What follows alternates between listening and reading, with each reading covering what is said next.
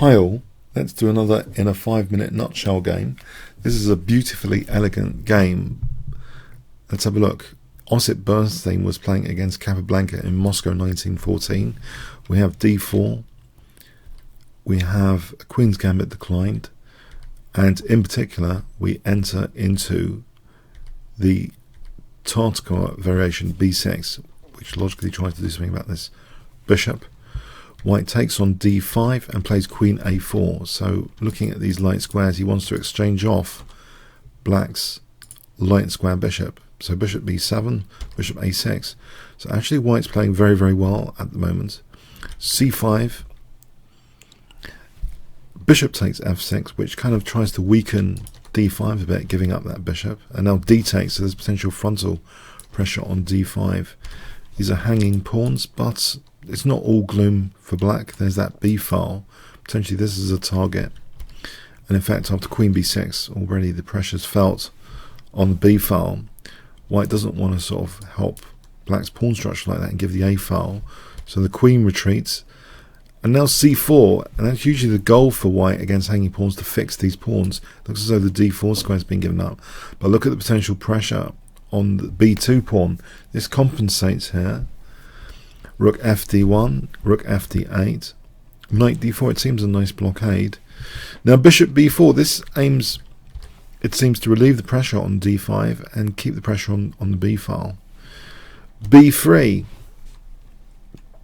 the game rapidly evolves here actually from hanging pawns to and the backward pawn issues potentially, both of these like prisoners being dissolved.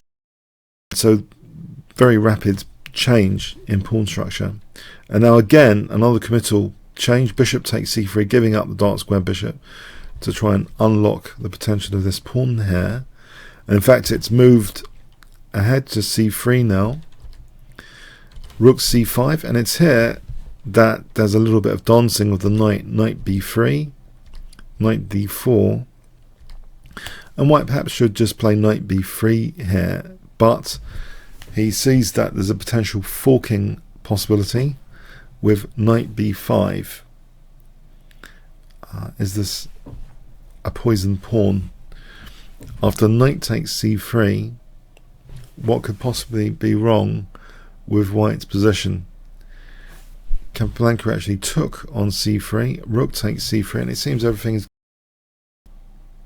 I'll take you to the more critical moments. Rook takes c3 is the first move.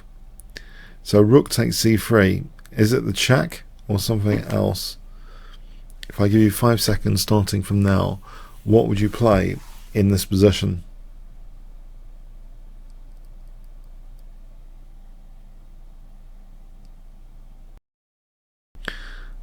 The check is not too good, because remember black has a back row issue, so queen f1 is actually perfectly sufficient.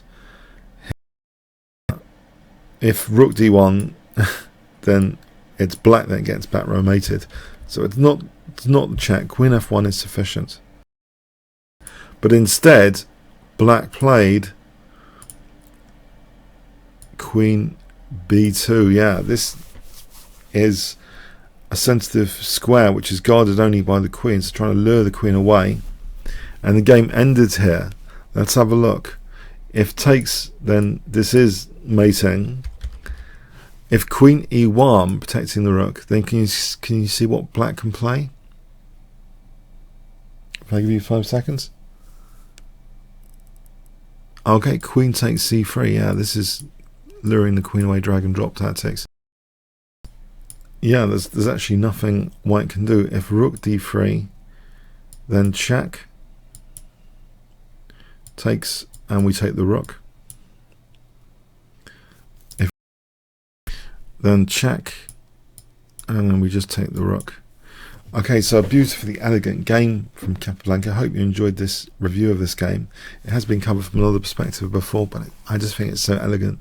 We should have a revision of it, using better graphics nowadays than when I did the video last time. Okay, comments, questions, likes appreciated. Thanks very much.